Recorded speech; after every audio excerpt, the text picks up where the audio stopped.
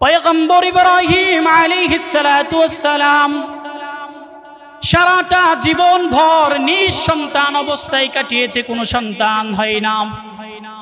এভাবে তার জীবনটা আস্তে আস্তে পার করতে শুরু করলো। ৮৩ বছর বয়স যখন, তখন ইব্রাহিম আমার মালিকের কাছে দোয়া করে, ও আল্লাহ,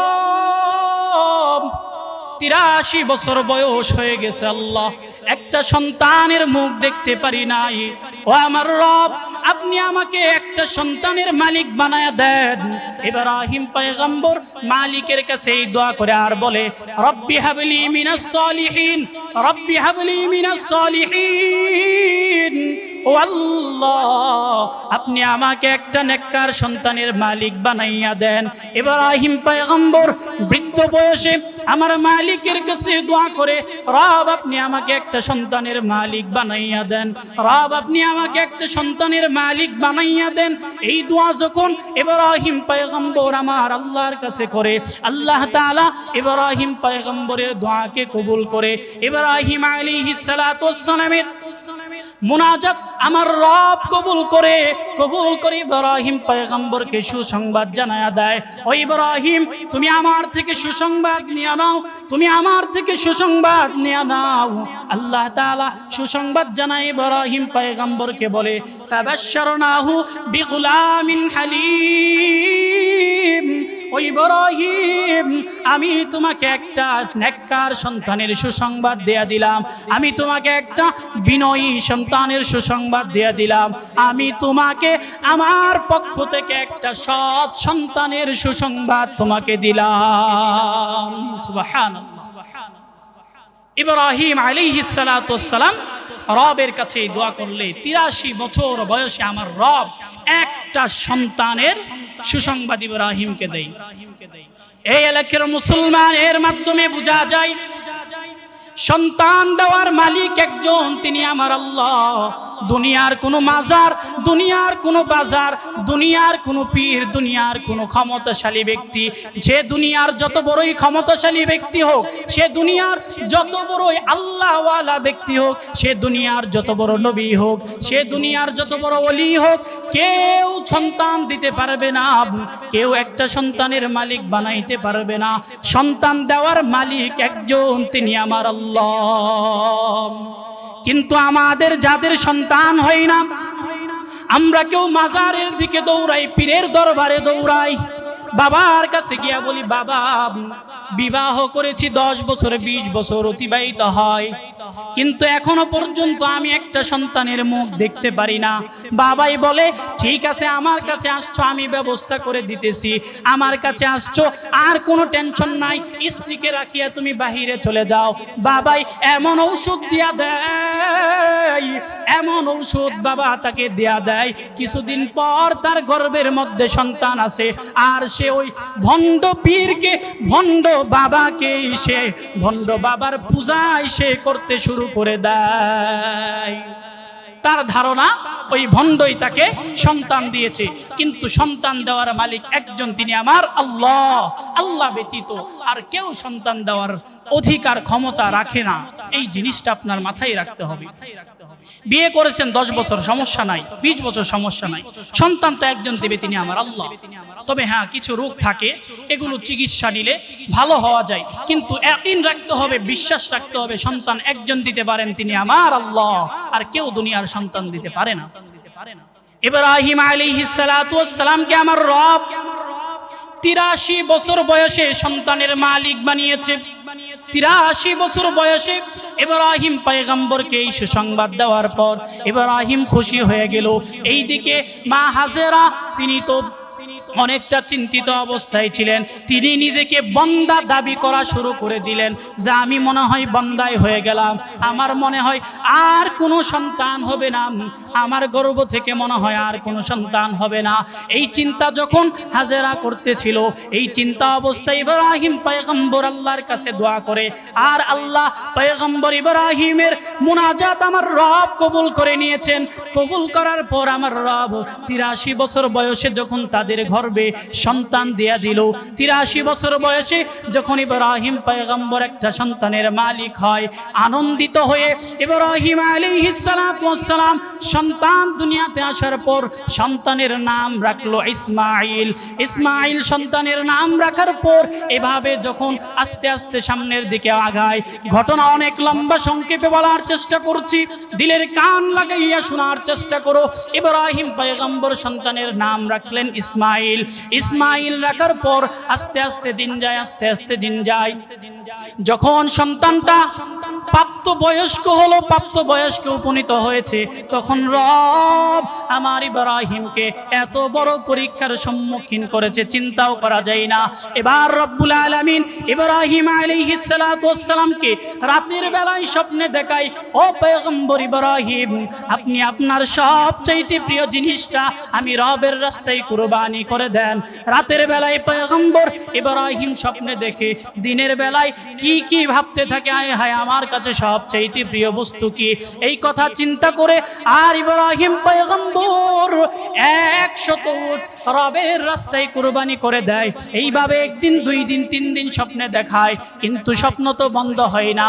এবার ইব্রাহিম পয়গম্বর বুঝতে পারলেন, এই পৃথিবীর জমিনে আমি নিঃসন্তান অবস্থায় ছিলাম 83টা বছর, আমার রব আমাকে কোনো সন্তান দেয় নাই, আমার রব আমাকে কোনো সন্তানের মুখ দেখাই না। এবার আমি আমার সবচাইতে প্রিয় জিনিসগুলো কুরবানি করেছি, তবুও আমাকে স্বপ্নে দেখাই প্রিয় জিনিস। এবার ইব্রাহিম পয়গম্বরের আর বুঝা বাকি রইল না, ইব্রাহিম পয়গম্বরের আর বুঝতে বাকি রইল না। এবার তিনি বুঝতে পারলেন, আমার এই দুনিয়াতে এখন সবচাইতে প্রিয় বস্তু হচ্ছে আমার পুত্র। আল্লাহ রাব্বুল আলামিন কুরআনুল কারীমের মধ্যে এই ঘটনা উল্লেখ করে রব জানাইয়া দেয়, ফালাম্মা বালাগা মাআহুস সা'য়া ক্বালা ইয়া বুনাইয়া ইন্নী আরা ফিল মানামি আন্নী আযবাহুকা ফানজুর মা তারা ফানজুর মা তারা قال يا أبت افعل ما تؤمر ستجدني إن شاء الله من الصابرين।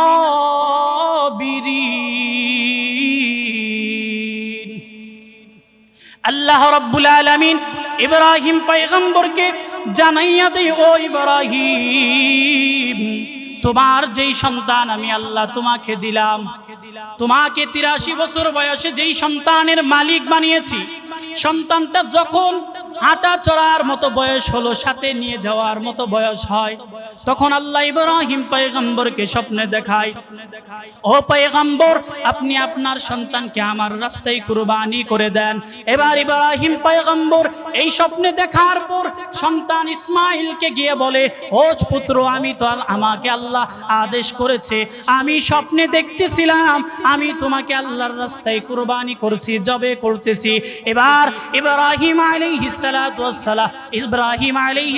ওয়াস সালাম এই কথা বলার পরে পয়গম্বর ইসমাইল পিতাকে সুন্দর একটা জবাব দিয়েছে, যা গোটা পৃথিবীবাসীর জন্য এর একটা উপদেশ, যেই জিনিসটা গোটা পৃথিবীবাসীর জন্য একটা উপদেশ। কেমন উপদেশ জানেননি? ইব্রাহিম পয়গম্বর যখন সন্তানকে গিয়া বলে, ও সন্তান, আমি তোমাকে দেখেছি জবাই করতেছি, আমি স্বপ্নে যুগে তোমাকে জবাই দিতেছি আল্লাহর রাস্তায়। এবার ইসমাইল জানাইয়া দেয়, ইফআল মা তুমার, ও আমার পিতা, আপনি যেই স্বপ্ন দেখেছেন ওই স্বপ্ন আপনি বাস্তবায়ন করা শুরু করে দেন। সাতাজিদুনি ইনশাআল্লাহু মিনাস সাবিরিন। ইব্রাহিম আলাইহিস সালাতু ওয়াস সালাম এই কথা বলার পরে ইসমাইল বলে, সাতাজিদুনি ইনশাআল্লাহু মিনাস সাবিরিন, ও আমার পিতা, নিশ্চয় আপনি আমাকে ধৈর্যশীলদের কাতারে পাবেন, নিশ্চয় আপনি আমাদেরকে ধৈর্যশীলদের দলভুক্ত পাবেন। ইসমাইল আলাইহিস সালাতু ওয়াস সালাম পিতাকে এই উত্তর দিয়েছে। এর মাধ্যমে গোটা উম্মতে মুহাম্মাদি একটা উপদেশ গ্রহণ করতে পারে। সন্তান বাবাই জন্ম দেওয়ার পরে বাবাই যখন সন্তানকে আদেশ করে, ও সন্তান তুই এই পথে যাবি না, এই রাস্তায় তোর জন্য কল্যাণ না, ও সন্তান তুই আর নেশা পানি করিস না, ও সন্তান তুই এই কাজটা আর করিস না, এই কাজটা খারাপ। এই কাজটা যখন বাবাই সন্তানকে বলে, সন্তান যদি পিতার আনুগত্য হয়, সন্তান যদি পিতার সৎ সন্তান হয়ে থাকে, পিতাই যে আদেশ করবে সন্তান ওই কথা মানতে বাধ্য। এই উপদেশ আমরা এখান থেকে গ্রহণ করতে পারি। সম্মানিত হাজিরিন, প্রতিটা ইতিহাস আমাদেরকে এক একটা শিক্ষা দিয়ে যায়। ইব্রাহিম আলাইহিস সালাতু ওয়াস সালাম সন্তানকে যখন বলল যে আমি রাতের বেলায় স্বপ্নে দেখতেছি তোমাকে জবেহ করতেছে আল্লাহর রাস্তায়, এবার ইসমাঈল আলাইহিস সালাতু ওয়াস সালাম বলেন ইফআল মা তুমার, হে আমার পিতা, ও আমার প্রাণপ্রিয় বাবা, আপনাকে যেই স্বপ্ন দেখানো হয়েছে আপনি আপনার স্বপ্ন বাস্তবায়ন করা শুরু করে দেন, আমাকে ইনশাআল্লাহ আপনি আমাকে ধৈর্যশীলদের কাতারে পাবেন। সুবহানাল্লাহ। এবার ইব্রাহিম আলাইহিস সালাতু ওয়াস সালাম ছেলে ইসমাঈলকে নিয়ে সুদূর এক মরুভূমির প্রান্তে চলে গেল। চতুর্দিকে শুধু বালু আর বালু, কোনো জনবসতি নাই। ইসমাঈল আলাইহিস সালাতু ওয়াস সালামকে নিয়ে ইব্রাহিম ওই জায়গায় উপস্থিত হয়ে একটা ধারালো চাকু নিয়ে, ধারালো ছুরি নিয়ে ওই জায়গায় গেল। মরুভূমির মধ্যে যাওয়ার পর সন্তান ইসমাঈল পিতাকে ডাক দিয়া বলে, ও আমার বাবা, শেষ হিসাবে, শেষ সময় হিসাবে আমি আপনাকে কয়েকটা কথা বলতে চাই। ও আমার পিতা, আপনি যখন আমাকে জবে করবেন তার আগে আপনি আমার হাতগুলো পাগুলো ভালোভাবে বেঁধে নিবেন। আপনি হাত পাগুলো ভালোভাবে বাঁধবেন, এজন্য যেন আমার হাতের পায়ের নাড়াছড়া দেখে আপনার অন্তরে মায়া না হয়। যদি আপনার অন্তরে মায়া হয় তাহলে রবের আদেশ আপনি পালন করতে পারবেন না। এবার ইসমাঈল বাবাকে ডেকে ডেকে বলে, ও আমার বাবা, আপনি আমার হাতগুলো ভালোভাবে বেঁধে নিবেন, আপনার চক্ষুটা আপনি ভালোভাবে বেঁধে নিবেন, এজন্য বাঁধবেন যেন আমাকে দেখে আপনার মায়া না হয়, আমার মুখের দিকে তাকাইয়া যেন আপনার অন্তরের মধ্যে কোনো মায়া না হয়। যদি আপনার অন্তরের মধ্যে মায়া হয় তাহলে আপনি আপনার কাজ সম্পাদন করতে পারবেন না। ছেলে ইসমাঈল বাবাকে আদেশগুলো দেয়, আর বাবা চোখের পানি অজস্রে ফেলতে থাকে সন্তানের এই সমস্ত কথা শুনে। আর বাবা কান্না করে, কিন্তু করার কিছুই নাই, রবের আদেশ পালন করতে হবে। সন্তান ইসমাঈল বাবাকে এই উপদেশগুলো দেয় আর সুন্দর করে বোঝায়। শেষ বেলায় বলে, বাবা গো, মা তো বাড়িতে আমার জন্য অপেক্ষা করবে যে আমার সন্তান তার বাবার সাথে গিয়েছে। মা বাড়িতে যাওয়ার আগ পর্যন্ত সন্তানের জন্য অপেক্ষা করে। এ যুবক ভাই, তুমিও যখন বাড়ির থেকে বের হও, তোমার মাও কিন্তু শান্তিতে বসবাস করতে পারে না। সন্তান যদি সকাল বেলায় খাবার খেয়ে বের হয়, দুপুরের খাবারের সময় আমার জনমদুগ্নি মা অপেক্ষা করে কখন আমার প্রাণের সন্তান বাড়ির মধ্যে আসবে, কোন সময় আমার সন্তান আসবে, সন্তানকে গোসল দেয়া কখন আমি মা খাবার খাওয়াইবো, এই কথা বলে আর মা অপেক্ষা করে। কিন্তু সন্তান যখন সকালবেলা বন্ধু বান্ধবদেরকে নিয়ে দূরে কোথাও ঘুরতে যায়, মা সেই কথাও জানে না সন্তান কোথায় গিয়েছে, কিন্তু মা সন্তানের জন্য অপেক্ষা করে।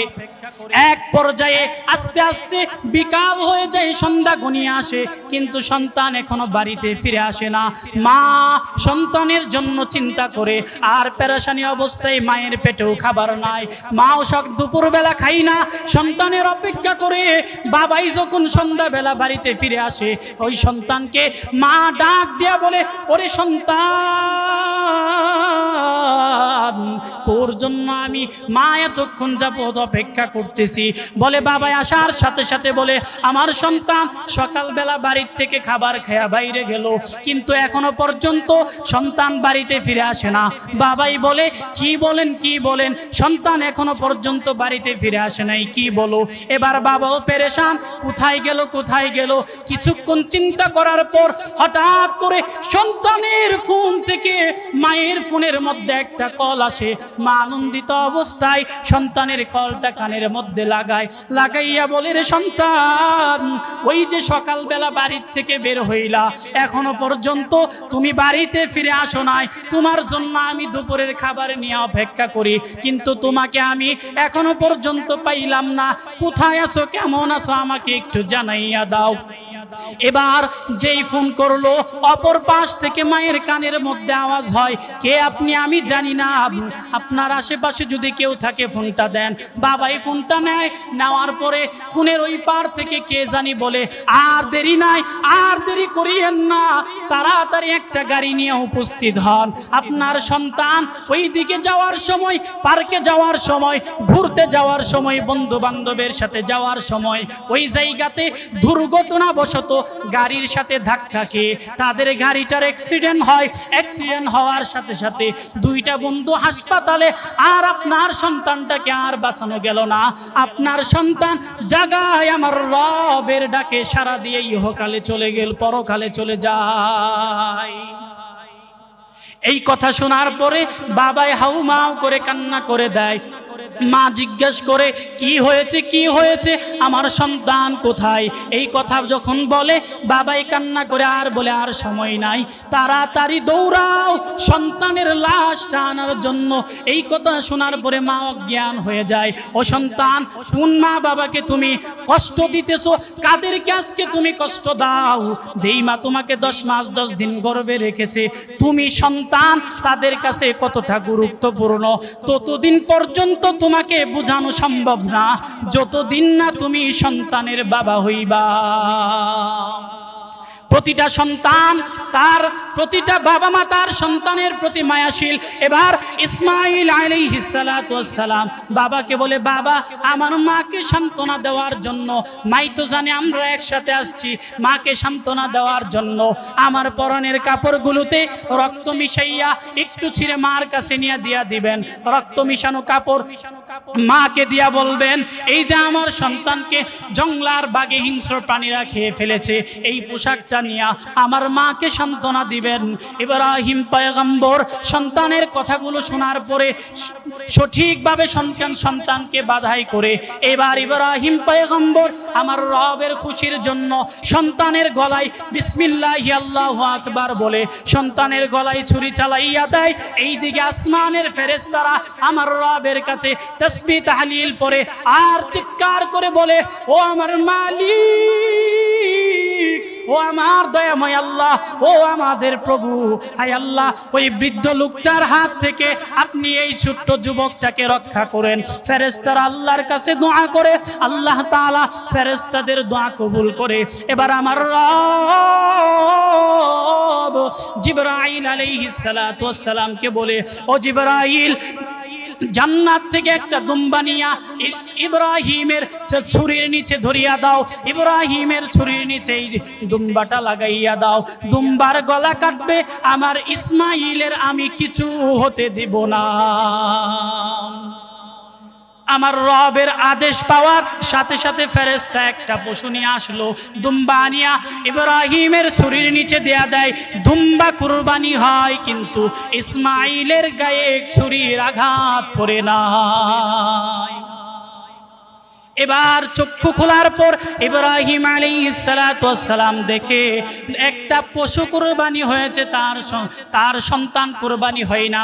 এবার আমার রব ইব্রাহিম আলাইহিস সালাতু ওয়াস সালামকে ডাকিয়া ডাকিয়া বলে, ও ইব্রাহিম, আমি তোমাকে যেই স্বপ্ন দেখাইছিলাম, আমি তোমার কাছে যা চাইছিলাম, তোমাকে আমি যেই পরীক্ষা দিয়েছিলাম, ওই পরীক্ষায় তুমি পরিপূর্ণ উত্তীর্ণ হয়েছো, ওই পরীক্ষা তুমি সুন্দরভাবে পালন করেছো।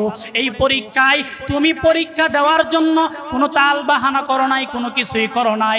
আমি রব যেইভাবে তোমার কাছে চাইছিলাম, তুমি আমাকে ওইভাবেই, তুমি আমার কাছে ওইভাবেই তুমি আমার পরীক্ষায় উত্তীর্ণ হয়েছো, ওইভাবে আমি তোমার কাছে প্রতিদান পেয়েছি। ওই ইব্রাহিম, আমি তোমার এই কুরবানির কাহিনীকে ভুলে দিতে দিব না। আমি এই কুরবানির কাহিনীকে ভুলাইতে দিব না। এই কুরবানির ইতিহাস, তোমার এই কুরবানি তুমি নিজের জন্য যেই কুরবানি রবের খুশির জন্য করেছো, এই কুরবানি উম্মতে মুহাম্মাদির উপর আমি রব কিয়ামতের আগ পর্যন্ত স্মরণীয় করে রাখার জন্য তোমার ঘটনাকে, উম্মতে মুহাম্মাদির জন্য এই ঘটনাকে অবিস্মরণীয় করে রাখার জন্য আমি রব্বুল আলামিন তাদের উপরে এই কুরবানিকে ওয়াজিব করে দিলাম। আল্লাহ রব্বুল আলামিন ইব্রাহিম আলাইহিস সালাতু ওয়াস সালামকে কঠিন পরীক্ষা করেছিল। ঘটনা অনেক লম্বা, কিন্তু ইব্রাহিম আলাইহিস সালাতু ওয়াস সালাম ওই পরীক্ষার মধ্যে উত্তীর্ণ হয়েছিলেন। আর এই ঘটনাকে স্মরণীয় করে রাখার জন্যই আল্লাহ তাআলা উম্মতে মুহাম্মাদের উপর কুরবানিকে ওয়াজিব করেছে। কত বড় পরীক্ষা ছিল! 83 বছরে একটা সন্তান আল্লাহ দিয়েছে।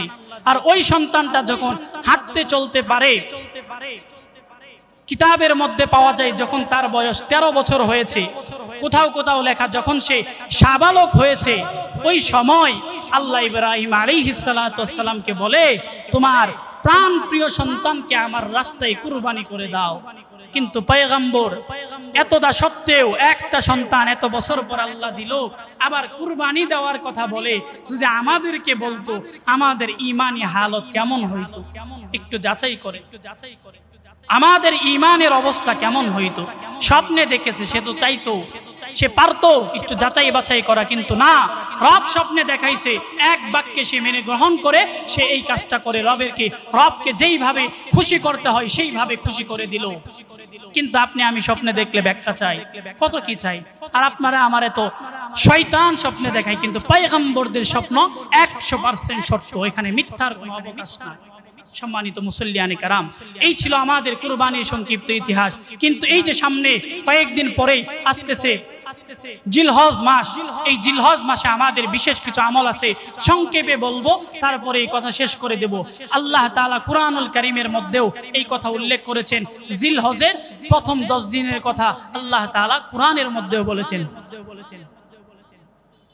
আল্লাহ তাআলা কুরআনের মধ্যেও তার গুরুত্ব এবং মহত্ব উল্লেখ করেছেন। হাদিস শরীফের মধ্যে জিলহজের প্রথম 10 দিনের ফজিলত এজন্য এভাবে উল্লেখ করেন, মায়ার নবী বলেন, যারা জিলহজ মাসের 1 তারিখে একটা রোজা রাখবে, এভাবে 9 তারিখ পর্যন্ত যারা রোজা রাখবে, এই 10 দিন যারা রোজা রাখে, প্রতিদিনের রোজার বদৌলতে পুরা বছর রোজা রাখলে যেই সওয়াব হতো, আল্লাহ তাআলা তার আমল নামায় সেই সওয়াব যুক্ত করে দেয়। সুবহানাল্লাহ। প্রত্যেক দিন রোজা রাখলে পুরা বছর রোজা রাখার সওয়াব, এটা তো আছেই। আল্লাহ তাআলা রাসূল করিম সাল্লাল্লাহু আলাইহি ওয়াসাল্লাম হাদিসের মধ্যে বলেন যে জিলহজ মাসের আরাফার একটা দিন আছে, 9 তারিখ। ওই 9 তারিখে আরাফার দিন যে একটা রোজা রাখবে, রাসূল হাদিসের মধ্যে স্পষ্ট জানায় দেন, রব্বুল আলামিন তার পূর্ববর্তী এবং পরবর্তী 1 বছরের গুনাহ মাফ করে দিবে। সুবহানাল্লাহ। এই হচ্ছে জিলহজ মাসের সংক্ষিপ্ত ফজিলত। এছাড়াও ফজিলত, অগণিত ফজিলত আছে। এই জিলহজ মাসে হজের মতো এক বিশাল কার্য সম্পাদনা করা হয়। এই জিলহজ মাসেই রবের খুশির জন্য, তাকওয়ার সাথে একমাত্র রবকে খুশি করার জন্য রবের রাস্তায় ঈদুল আযহা কুরবানির দিন আমরা কুরবানি দিয়ে থাকি। এমন ভাবে এই জিলহজ মাসের আরো অনেক প্রসিদ্ধ ঘটনা আছে। এজন্য জিলহজ মাসটাকে গনিমত মনে করতে হবে।